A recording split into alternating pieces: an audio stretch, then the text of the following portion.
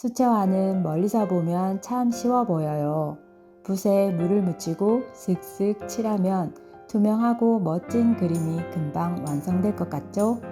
오늘은 수채화를 처음 시작하시는 분, 연필로는 잘 그리시는데 물감으로 채색만 하면 망하시는 분들, 물 조절을 못해서 수채화는 손도 안 댔던 분들, 혹은 혼자 독학하고 계신 분들이라면 꼭 한 번쯤 겪은 실수들 때문에 수채화를 그만두시는 분들 많이 계시죠? 저도 독학으로 시작했기 때문에 저처럼 혼자 배우시는 분들의 어려움을 누구보다 잘 알아요. 오늘은 그 부분에 대해서 하나씩 짚어드리고 바로 고칠 수 있는 방법까지 알려드릴게요.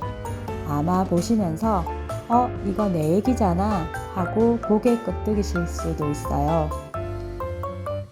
그리고 그 습관만 조금 바꿔도 여러분 그림이 놀랄 만큼 달라질 겁니다. 1. 연필 스케치 연하게 하기.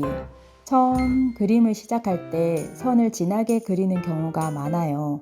근데 수채화는 연필선 위에 색이 그대로 비치기도 하고 채색하고 난 뒤에 지우개로 지우려고 해도 물감과 겹쳐져서 잘 지워지지도 않고 지우개질을 세게 하면 종이가 상해서 물감이 잘 안 올라갈 수도 있어요. 그럴 때는 가능하면 연한 연필이나 샤프로 그림을 그리시고 꼭 떡지우개나 지우개로 톡톡 두들겨서 흑연을 드러내고 채색을 하면 좋아요. 흑연이 남아있으면 색감이 잘 올라가지 않거든요. 이 작은 습관 하나만으로도 그림이 훨씬 깔끔해져요.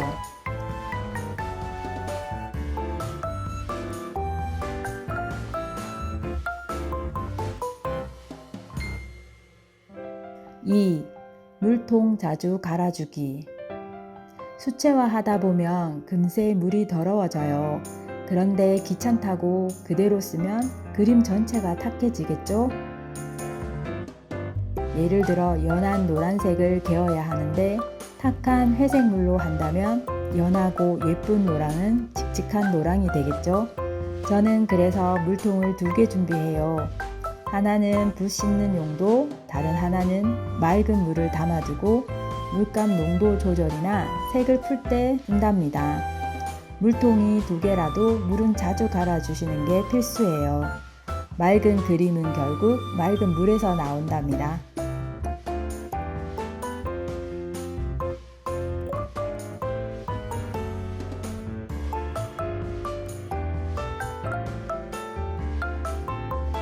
3. 수채화 전용지를 꼭 쓰세요. 처음엔 그냥 집에 있는 도화지나 노트에 그리기도 하죠. 근데 이러한 종이는 금세 울거나 찢어지고 물감도 고르게 먹지 않죠. 수채화 전용지를 사용하면 붓터치도 매끄럽고 물감 발색도 너무 좋아서 초보자도 쉽게 수채화에 도전할 수 있게 도와주는 아주 중요한 요소라고 생각해요. 자신감이 생겨서 수채화가 더 재미있을 거예요. 연습용으로는 캔션 롱발 수채화 패드 300g을 추천할게요. 종이는 정말 설명드릴 내용이 너무 많아서 다음 기회에 자세하게 설명을 드리도록 할게요.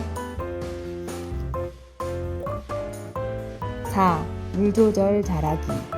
수채화에서 제일 중요한 건 바로 물 조절이에요. 팔레트에서 물감을 풀 때, 종이에 칠할 때, 붓에 머금은 물까지 이 3군데에서 모두 조절이 필요한데요. 보통 초보자분들께서는 붓으로 어떻게 물 조절을 하시는지 모르실 때 붓을 물에 그냥 담가버리고 물이 너무 많다고 생각이 되면 휴지나 걸레에 붓에 물을 닦아버려요. 그리고 다시 붓에 물감을 묻혀 칠하면 또 물이 너무 없어서 뻑뻑해지고 그러면 다시 붓을 물에 또 담갔다가 물이 너무 많아서 닦아내고 그렇게 반복을 하시게 되더라고요. 그림이 얼룩덜룩해지고 이럴 땐 키친타올이나 수건을 옆에 두고 붓끝을 톡톡 눌러가며 항상 수시로 붓을 쓸 때마다 물 양을 조절해 주시면 돼요.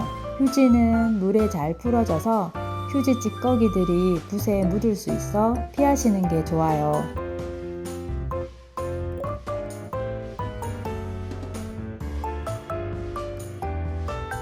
5.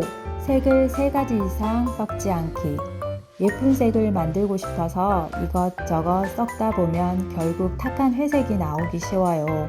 수채화는 특히 맑은 색감이 매력인데 색을 3가지 이상 섞는 순간 탁해지죠. 기본적으로는 3가지 색만 섞어서 원하는 톤을 사용하시고 그 이상은 과감히 멈추시는 게 좋아요.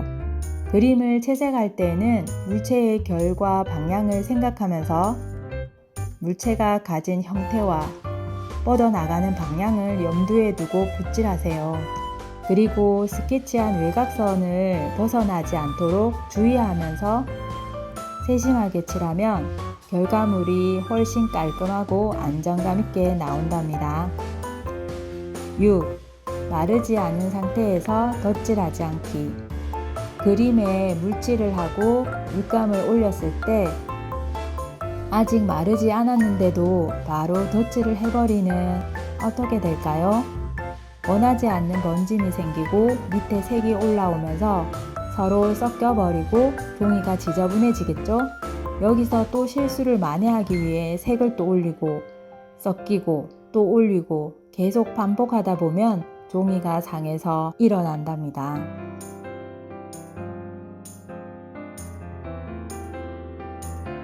그리고 그 맑음이 사라지죠.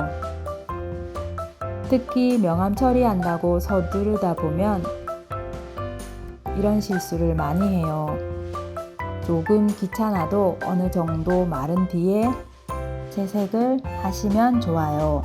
그러면 훨씬 깔끔하고 선명한 색을 얻을 수 있어요. 수채화는 한 번에 완성하는 게 아니라 겹겹이 색을 쌓아가며 완성하는 그림이니까요.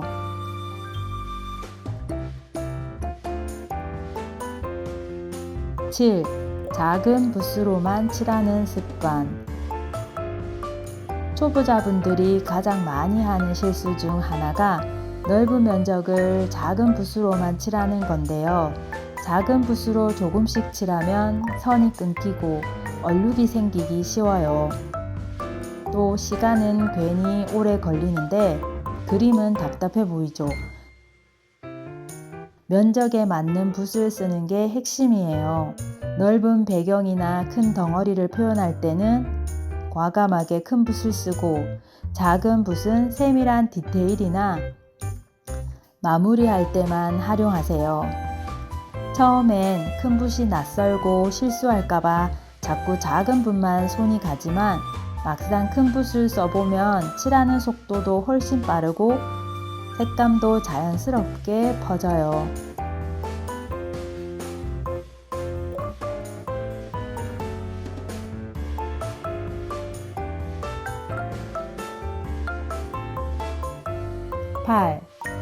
팔레트에서 꼼꼼하게 조색하기.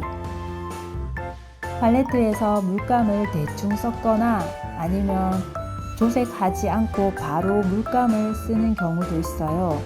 그러면 색이 이중으로 칠해지거나 색이 얼룩덜룩해져요. 그림이 지저분해지죠. 팔레트에서 물감을 풀 때에는 붓을 앞뒤로 돌려가면서 충분하게 물감이 풀리도록 꼼꼼히 붓을 원을 그리듯이 돌려가면서 물감이 균일하게 풀리도록 해주세요. 작은 차이가 완성도에 큰 영향을 줍니다. 팔레트를 너무 작은 걸 쓰면 그림과 붓 크기까지 제한이 돼요. 넉넉한 공간에서 물감을 섞고 색을 조절하세요. 작은 팔레트 쓰시고 계시다면 팔레트는 이렇게 도자기로 된 접시를 몇 개 따로 이용하셔도 좋아요.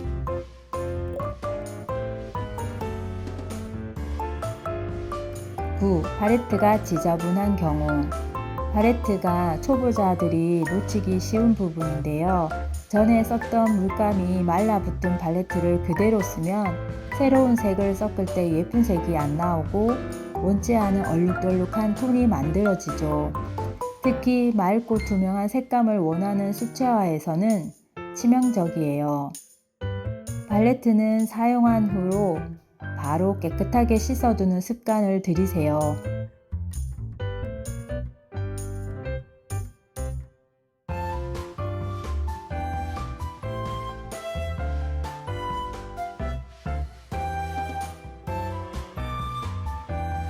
10. 그림 다 그리고 팔레트와 붓 관리. 그림 다 그리고 붓 씻을 때 대충 물에 헹구고 대충 말리면 붓 수명이 확 줄어들어요. 특히 물감이 붓 뿌리에 남아 굳어버리면 다시 사용할 때 세척도 힘들고 붓도 많이 망가지게 되죠. 그래서 저는 붓을 다 사용하고 바로 깨끗하게 씻은 뒤 휴지로 물기를 살짝 닦고 손으로 모양을 만들어줘요. 이렇게 하면 붓 모양도 오래 유지되고 다음에 쓸 때에도 훨씬 편해요. 그리고 팔레트인데요.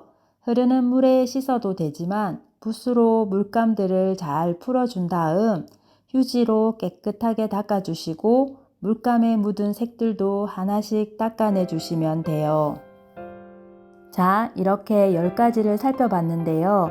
혹시 이 중에 여러분이 하고 있던 실수들 있었나요? 아마 보시면서 이거 내 얘긴데 하셨을 거예요. 수채화는 완벽하게 잘 하려고 애쓰는 것보다 작은 실수를 줄이고 좋은 습관을 쌓아가는 게 더 중요해요. 오늘 말씀드린 10가지를 기억하시고 조금씩 고쳐 나간다면 여러분 그림은 분명히 더 맑고 깨끗해질 거예요. 앞으로도 혼자 수채화를 배우는 분들께 도움이 될 만한 꿀팁들을 계속 나눠 드릴 테니 궁금한 점이나 어려운 부분이 있다면 댓글로 꼭 남겨주세요. 오늘 영상이 도움이 되셨다면 좋아요, 그리고 다음 영상도 놓치지 않으시려면 구독 잊지 마시고요. 그럼 오늘은 여기까지. 영상 끝까지 함께 해주셔서 감사합니다. 다음 시간에 또 찾아뵐게요.